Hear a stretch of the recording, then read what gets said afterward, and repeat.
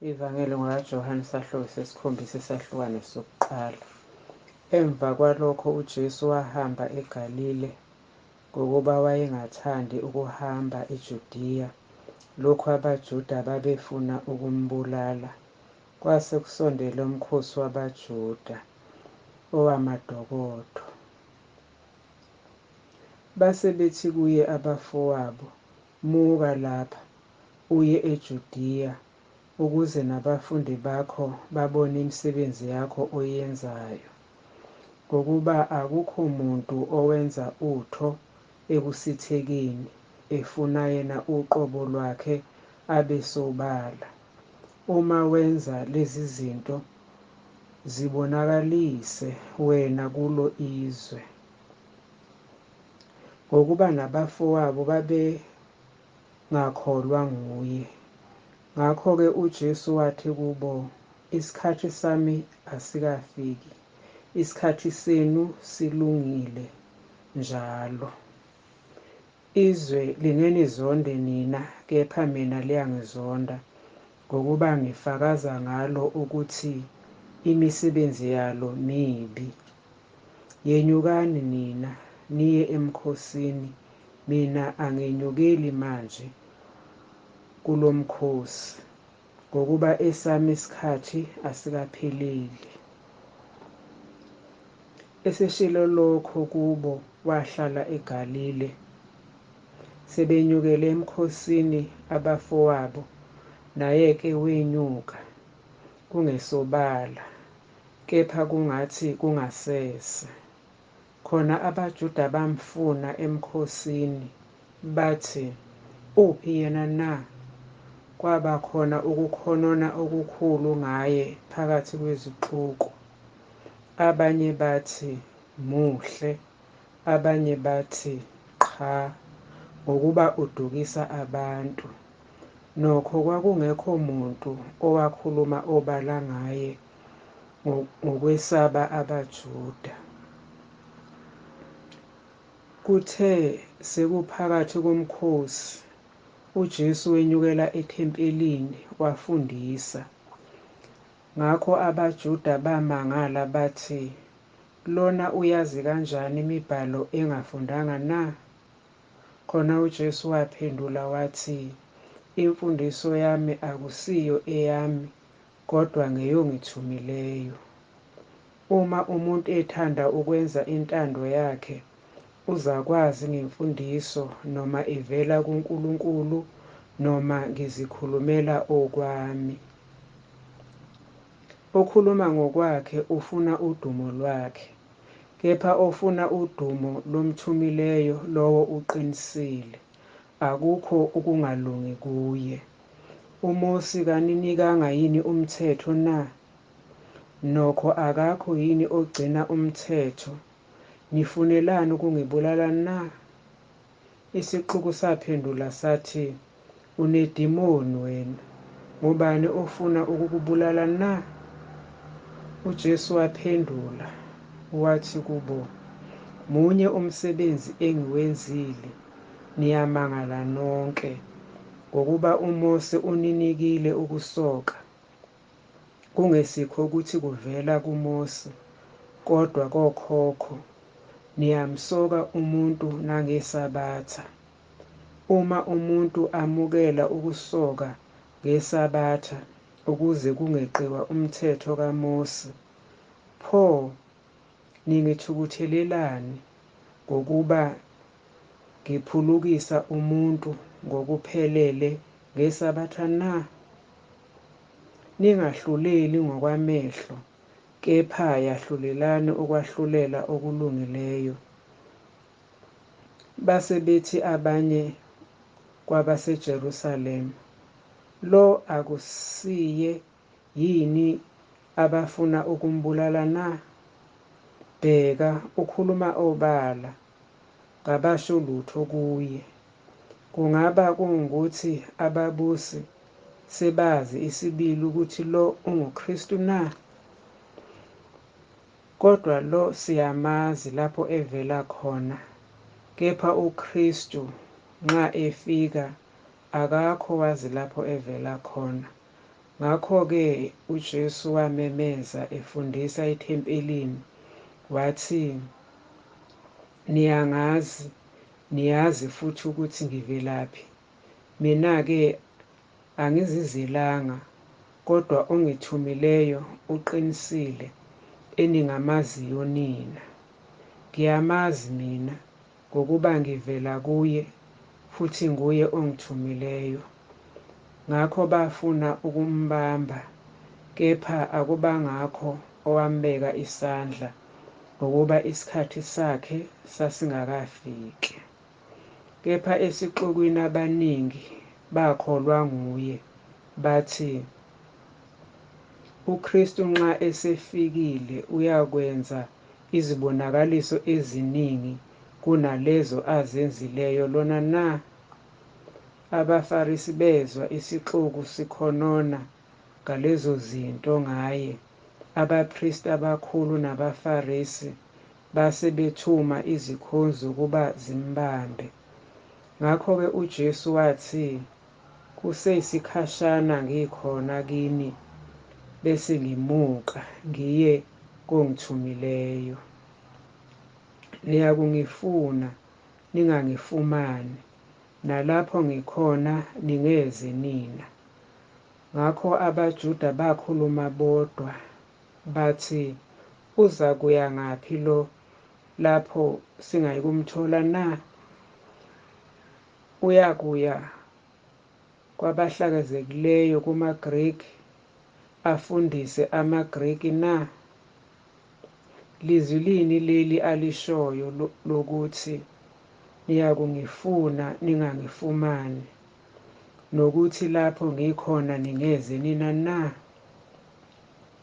Kepha ngosuku lokugcina olukhulu lomkhosi, uJesu wema wamemeza wathi, uma ekhona owomileyo akeze kimi aphuze. Okholwa yimi njengokusho kombhalo, esiswini sakhe kuyakugobhoza imfula yamanzi aphilayo. Washo lokho ngomoya abaza kumamukela abakholwa nguye, ngokuba umoya wayengakafiki, lokhu uJesu wayengakakhazimuliswa. Abanye besixuku sebezwa lawa mazwi bathi, lo ungumprofethi sibili. Abanye bathi, lo unguKristu. Kepha abanye bathi, kanti uKristu uvela eGalileli na? Awushongo yini umbhalo ukuthi uKristu uvela enzalweni kaDavidi naseBhethlehema, emzaneni lapho wayekhona uDavidi na? Ngakho kwaba khona ukwahlukana ngaye esixukwini. Abanye-ke kubo babethanda ukumbamba, kepha akubangakho owambeka izandla. Zafika-ke izikhonzi kubapristi abakhulu nabaFarisi, bathi kuzo, animlethanga ngani na? Izikhonzi zaphendula zathi, akuzange kukhulume muntu njengokuba kukhuluma lowo muntu. Ngakho abaFarisi baziphendula bathi, kanti nani nidukisiwe na? Ukhona yini ezikhulwini nakubaFarisi oke wakholwa nguye na? Kodwa lesi sixuku esingawazi umthetho siqale kusiwe. Wayesethi kubo uNikodemu, owake weza kuye engomunye wabo, konje umthetho wakithi uyamlahla yini umuntu ungakamuzwa kuqala, uze wazi akwenzayo na? Baphendula bathi kuye, kanti nawe ungowaseGalile na? Phenyisisa ubone ukuthi akuveli mprofethi eGalile. Base behamba, kwaba yilowo nalowo waya ekhaya. Ivangeli kaJohane isahluko esiyisishiyagalombili isahlukwane sokuqala. Khona uJesu waya entabeni yeminqumo. Ekuseni kakhulu wabuye weza ethempelini, abantu bonke beza kuye. Wayesehlala phansi, wabafundisa. Kepha ababhali nabaFarisi baletha kuye owesifazane obanjwe ephinga, sebemise phakathi kwabo. Bathi kuye, "Mfundisi, lo wesifazane ubanjwe esoqotsheni lokuphinga. Emthethweni kaMosi, uMosi wasiyala ngabanje ukuba bakhandwe ngamatshe. Pho wena uthini na?" Bakusho lokho bemlinga, ukuze babe nokummangalela. Kepha uJesu wakhothama, waloba ngomunwe emhlabathini. Wathi besambuza njalo, walulama wathi kubo, "Ongenasono phakathi kwenu kaqale amphonse ngetshe." Waphinde wakhothama, waloba emhlabathini. Bathi ukuzwa lokho balahlwa izinhliziyo zabo, baphuma ngabanye, baqalela kwabadala kwaze kwaba ngabokugcina.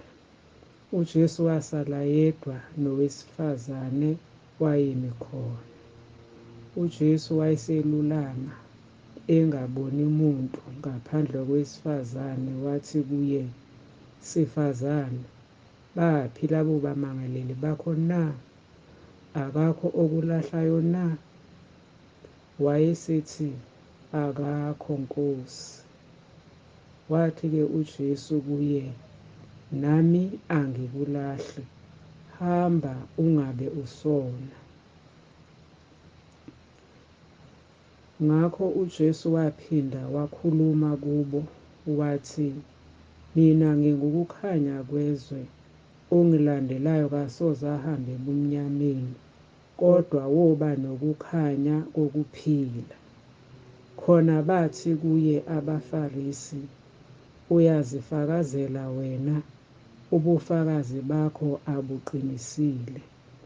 UJesu waphendula wathi kubo, "Noma ngizifakazela mina, ubufakazi bami buqinisile, ngokuba ngiyazi ukuthi ngavelaphi nokuthi ngiyaphi. Kepha nina anazi ukuthi ngivelaphi nokuthi ngiyaphi. Nina nahlulela ngokwenyama, kepha mina angahluleli muntu. Nakuba angahlulela, ukwahlulela kwami kungokuqinisileyo, ngokuba ngingengedwa, kodwa yimina nongithumileyo. Yebo, kulotshiwe nasemthethweni wakini ukuthi ubufakazi babantu ababili bungobuqinisileyo. Mina ngingozifakazelayo, noBaba ongithumileyo ufakaza ngami." Base bethi kuye, "Uphi uyihlo na?" UJesu waphendula ngokuthi, "Anazi nami naBaba. Uma beningazi mina, ngani mazi noBaba?" Lawo mazwi wawakhuluma ngasemphongolweni weminikelo, efundisa ethempelini. Akubangakho ombambayo, ngokuba isikhathi sakhe sasingakafiki.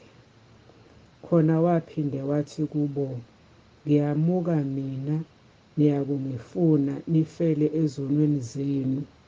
Lapho ngiyakhona mina ningeze nina." Base bethi abaJuda, "Impela uza kuzibulala yini lokhu ethi, lapha ngiyakhona mina ningeze nina na?" Wathi kubo, "Nina ningabaphansi, mina ngingowaphezulu. Nina ningabalelizwe, mina angisiwo walelizwe. Ngakho-ke ngathi kini, nizakufela ezonweni zenu, ngokuba uma ningakholwa ukuthi nginguye, nizakufela ezonweni zenu." Base bethi kuye, "Wena ungubani na?" Wathi kubo uJesu, "Lokho enganitshela khona kwasekuqaleni. Nginezinto eziningi enginokuzikhuluma nokwahlulela ngani, kepha ongithumileyo uqinisile, nami engakuzwa kuye ngikukhuluma ezweni. Kabazanga ukuthi ukhuluma kubo ngoyise." Wayesethi uJesu, Nxa seniyiphakamisile indodana yomuntu, khona-ke nizakwazi ukuthi nginguye nokuthi angenzi lutho ngokwami, kodwa ngikhuluma lokhu njengokuba uBaba engifundisile. Ongithumileyo unami, kangishiyanga ngedwa, ngokuba ngenza njalo okuthandeka kuye.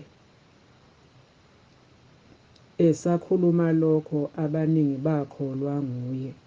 Khona uJesu wathi kubaJuda abasebekholiwe nguye, uma nimi ezweni lami ningabafundi bami isibili. Niyakulazi iqiniso, leqiniso liyakunikhulula. Bamphendula bathi, siyinzalo ka-Abrahama thina, asibonanga sibe izigqilazamuntu.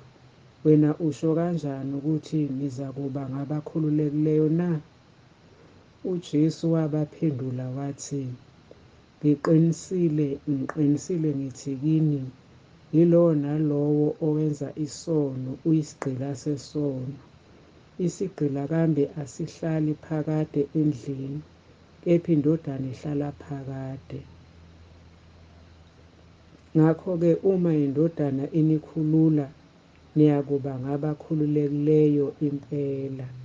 Ngiyazi ukuthi niyinzalo ka-Abrahama, kepha nifuna ukungibulala ngokuba izwi lami lingenandawo kini.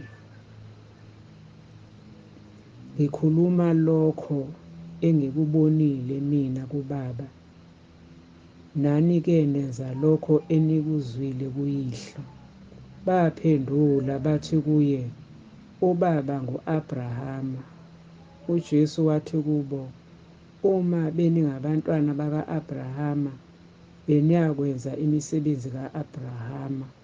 Kodwa kalokhu nifuna ukungibulala mina, muntu onitshela iqiniso engilizwe kuNkulunkulu. U-Abrahama akakwenzanga lokho. Nina nenza imisebenzi kayihlo. Bathi kuye, thina asizalwanga ngokuphinga, sinobaba munye, uNkulunkulu.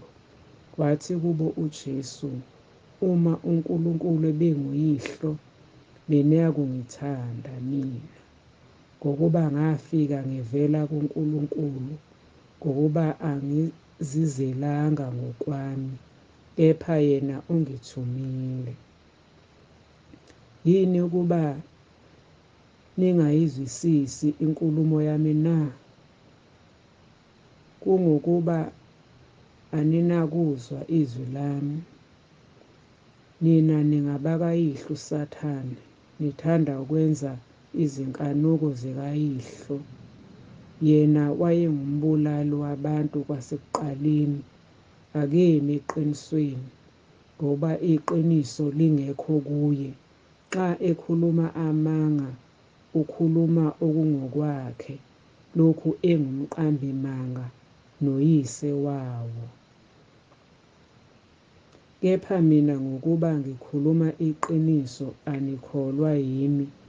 Ngumuphi kini ongangilahla ngesono na? Uma ngikhuluma iqiniso anikholwa yini ngani na? OngokaNkulunkulu uzwa amazwi kaNkulunkulu, kungakho ningezwe nina, ngokuba anisibo abakaNkulunkulu. Baphendula abaJuda bathi kuye, asisho kahle yini ukuthi ungumSamariya nokuthi unedimoni na? UJesu waphendula wathi, anginadimoni, kepha ngidumisa uBaba, nina-ke niyangidumaza. Mina-ke angifuni olwami udumo, ukhona ofunayo nowahlulelayo. Ngiqinisile ngithi kini, uma umuntu egcina izwi lami, akasoze akubone ukufa naphakade. Bathi kuye abaJuda, manje sesiyazi ukuthi unedimoni. Abrahama wafa nabaprofethi.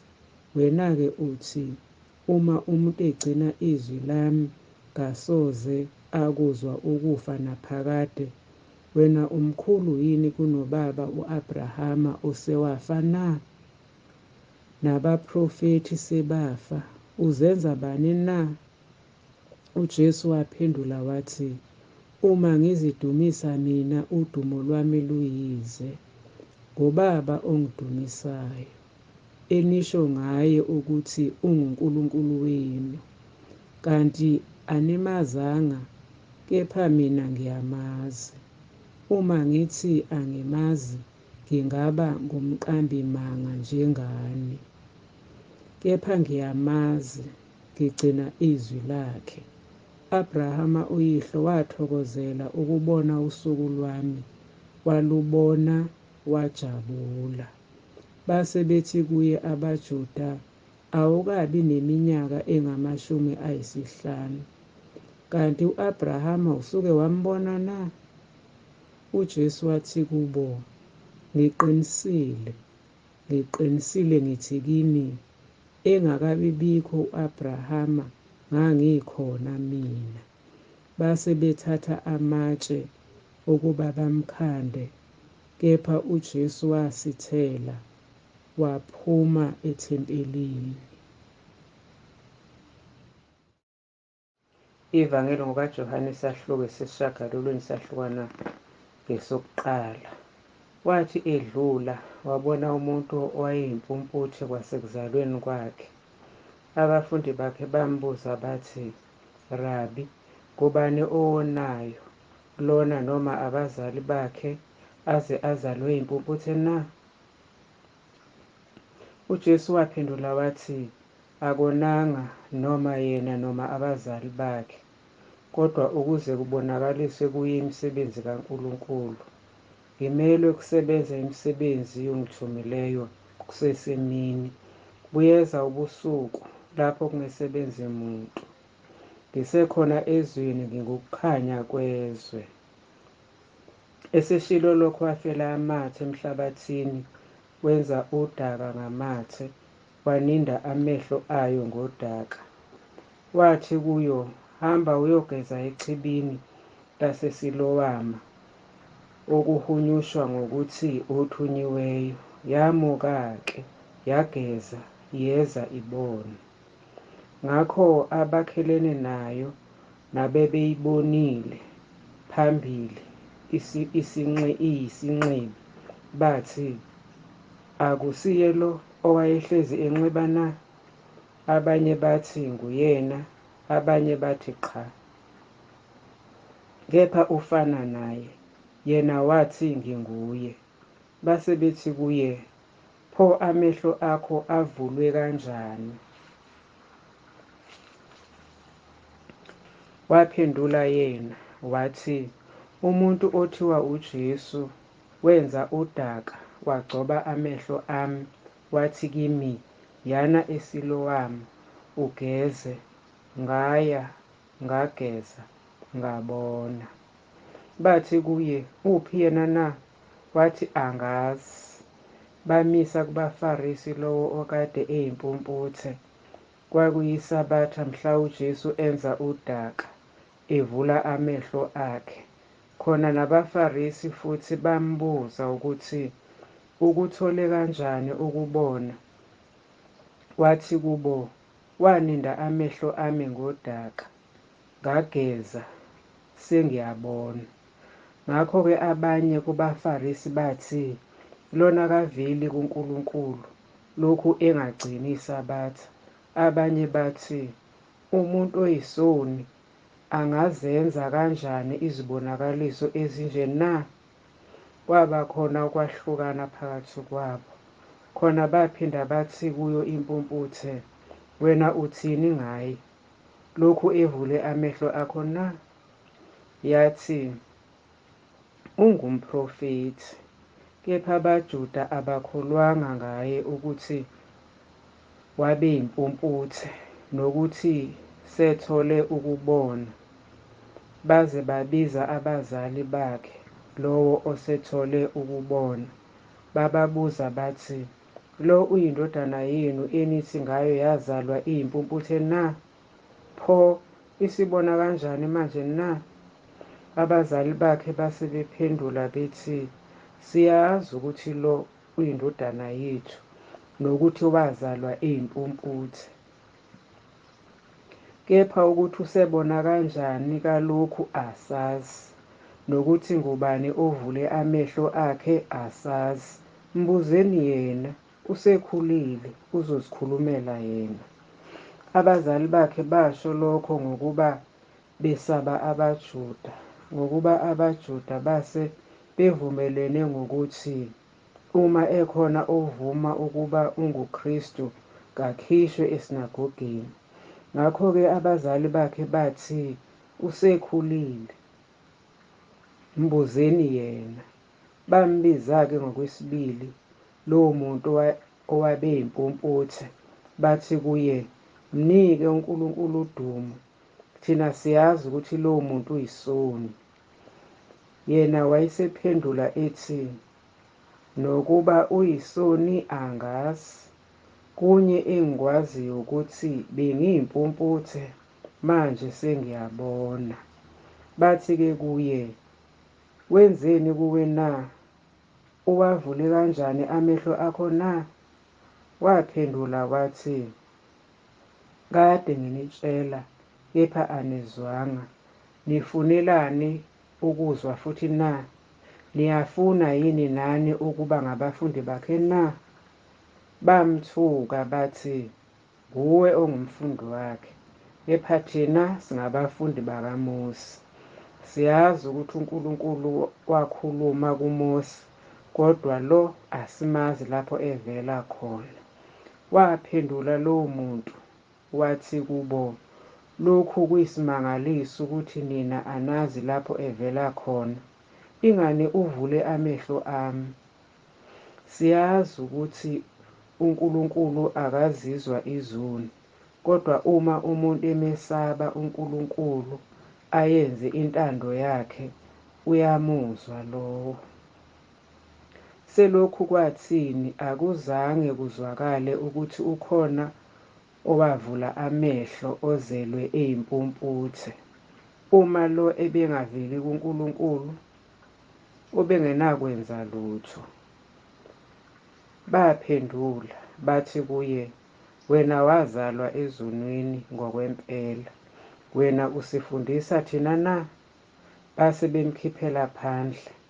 UJesu wezwa ukuthi bamkhiphele phandle, kwathi emfumana wathi, "Uyakholwa iNdodana kaNkulunkulu na?" Waphendula yena wathi, "Ingubani Nkosi, ngize ngikholwe yiyo na?" UJesu wathi kuye, "Usuyibonile, okhuluma nawe iyona." Wayesethi, "Ngiyakholwa, Nkosi." Wakhuleka kuye. Wathi uJesu, "Mina ngizele ukwahlulela kulelizwe, ukuba abangaboniyo babone, nababonayo babe yizimpumputhe." Labo kubaFarisi ababenaye bezwa lokho, bathi kuye, "Pho nathi sizimpumputhe na?" Wathi kubo uJesu, "Ukuba beniyizimpumputhe ngabe aninasono, kepha manje nithi, 'Siyabona,' isono senu sihlezi."